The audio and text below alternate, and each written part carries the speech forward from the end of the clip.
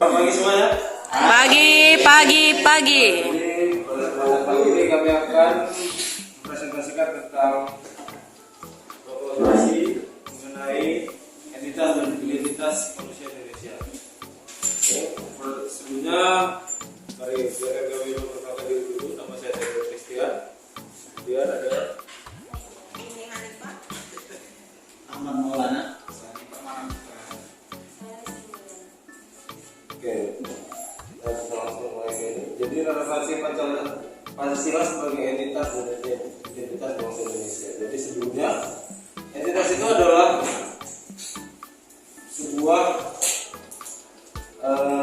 yang membedakan antara kita dengan negara lain. Dan entitas kita adalah bangsa Indonesia yang membedakan antara ideologi negara kita dengan negara lain. Dan kemudian disusul dengan identitas Indonesia, yang mana identitas itu adalah sebuah karakter yang hanya dimiliki oleh entitas daripada Indonesia itu sendiri, yang mana ada identitas dari bangsa Indonesia menjadi dasar untuk masyarakat Indonesia dalam menjalankan hidup yang bersumber pada nilai-nilai sosial budaya dan agama yang dimiliki oleh bangsa Indonesia. Selanjutnya, habis itu unsur-unsur pembentuk identitas nasional kita adalah bahasa, karena kita memiliki beragam banyak bahasa ya. Kemudian ada kebudayaan juga, kita juga memiliki kebudayaan nasional banyak. Kemudian ada kepercayaan, kita tidak hanya menganut agama yang ada di yang diakui, kita juga memiliki kepercayaan lain di negara kita Indonesia. Kemudian ada suku juga. Selanjutnya bisa dilanjutkan oleh partner saya. Ya, baiklah, saya akan melanjutkan presentasinya. Ini Pancasila dengan sistem pendidikan ditinjau dari filsafat pendidikan. Sebagaimana kita ketahui bahwa di dunia pendidikan itu saat ini sedang digalakkan profil belajar Pancasila yang mana siswa atau peserta didik itu harus menerapkan nilai-nilai yang ada di sila-sila Pancasila. Pancasila sebagai pandangan hidup bangsa yang menjadi jiwa dalam kehidupan sehari-hari kita, tercermin pada setiap tindakan, tutur kata, perilaku, dan aktivitas sehari-hari. Oleh karena itu, sistem pendidikan nasional Indonesia wajar apabila dijiwai, didasari, dan mencerminkan identitas Pancasila. Ya, lanjut perwujudan Pancasila sebagai identitas bangsa ke dalam sistem pendidikan. Nah, bisa kita lihat di sini seperti yang saya bilang tadi bahwa peserta didik saat ini diarahkan sudah dari dulu sebenarnya, namun untuk sekarang lebih ditekankan nilai-nilai karakternya yang seperti beriman, bertakwa kepada Tuhan Yang Maha Esa, berkebinekaan global, mandiri, bergotong royong, bernalar kritis, dan kreatif. Mas lanjut. Ya, saya akan melanjutkan membahas poin 1 dan 2, yakni yang pertama, beriman, bertakwa kepada Tuhan Yang Maha Esa. Pelajar Indonesia yang berakhlak mulia adalah pelajar yang berakhlak dalam hubungannya dengan Tuhan Yang Maha Esa. Dia memahami ajaran agama dan kepercayaannya serta menerapkan pemahaman tersebut dalam kehidupan sehari-hari. Elemen kunci dalam poin ini adalah yang pertama, akhlak beragama. Setiap manusia, setiap orang yang beragama mempunyai akhlak yang baik dalam kehidupan sehari-hari, tercermin dalam setiap perbuatan dan tindakan. Kedua, akhlak pribadi sesuai dengan norma-norma sosial masyarakat. Ketiga, akhlak kepada manusia. Keempat, akhlak kepada alam. Yang kelima, akhlak bernegara. Poin kedua adalah berkebinekaan global. Pelajar Indonesia mempertahankan budaya luhur, lokalitas dan identitasnya, dan tetap berpikiran terbuka dalam berinteraksi dengan budaya lain. Yang dimaksud dengan berkebinekaan global adalah saat ini kita dalam fase di mana tidak menutup ruang dan waktu berhubungan dengan seluruh manusia yang ada di seluruh dunia dengan adanya teknologi digital. Oleh karena itu kita harus mempunyai guide atau panduan yang mana seperti elemen kunci berikut. Yang pertama, mengenal dan menghargai budaya. Kita memiliki budaya asli yang harus tetap dijaga dan dilestarikan, tetapi tidak menutup untuk mengadopsi budaya asing. Selanjutnya, kemampuan berkomunikasi interkultural dalam berinteraksi dengan sesama. Maksudnya, kemampuan berkomunikasi kita itu adalah kunci utama untuk kita membangun kepercayaan dan komunikasi satu sama lain. Dengan adanya pemahaman yang baik, maka akan mengurangi atau menghindari konflik yang tidak penting karena tidak adanya kesepahaman persepsi. Selanjutnya ada refleksi dan tanggung jawab terhadap pengalaman kebinekaan.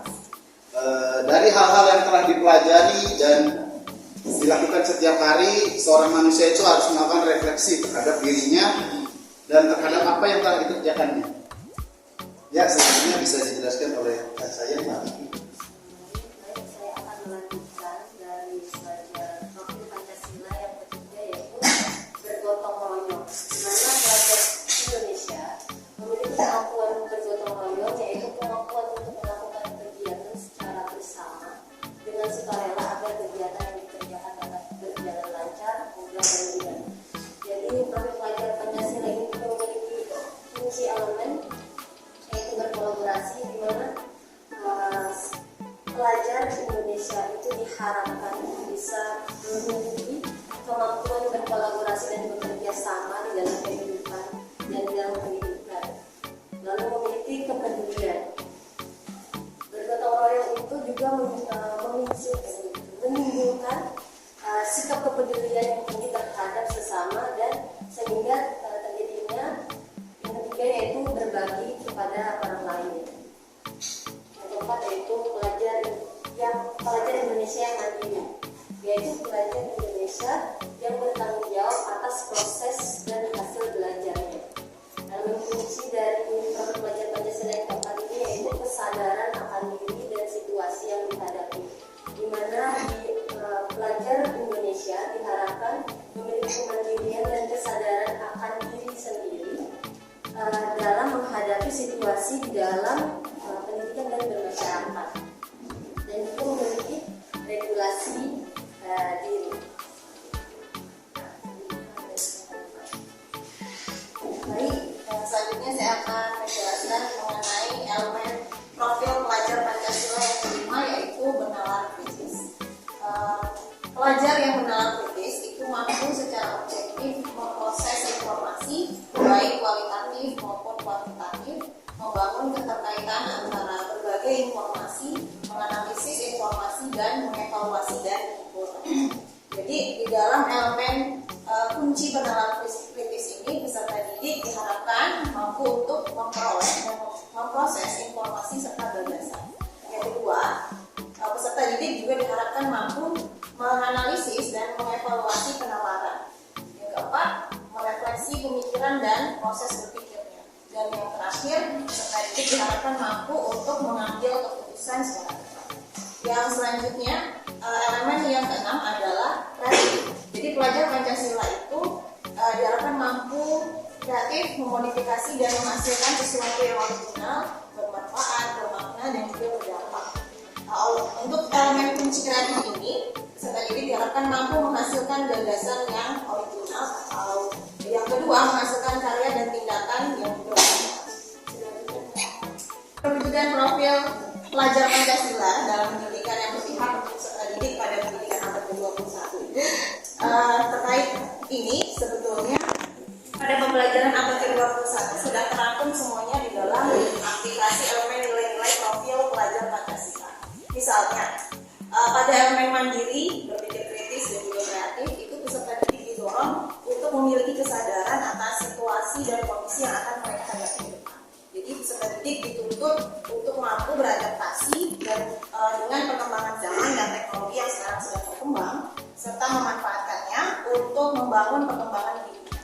Yang selanjutnya bisa dijelaskan dengan saya. Iya. Terkait perwujudan profil pelajar Pancasila ini sebenarnya pada dasarnya adalah dari apa yang disampaikan Mbak Umi tadi, mulai dari kesadaran akan mandiri tadi, sehingga ia menyadari tentang perkembangan teknologi hari ini yang memang tidak bisa ia lepaskan dan harus bisa ia terima. Nah, sehingga dalam perwujudannya kita dapat melihat di sini salah satunya dalam bentuk strategi pembelajaran. Di aspek ini kita harus menyadari, dan ini kesadaran yang penting hari ini, ternyata setiap peserta didik itu berbeda. Jadi perwujudan nilai pelajar profil Pancasila itu terdapat di salah satu strategi pendekatan pembelajaran berdiferensiasi ini.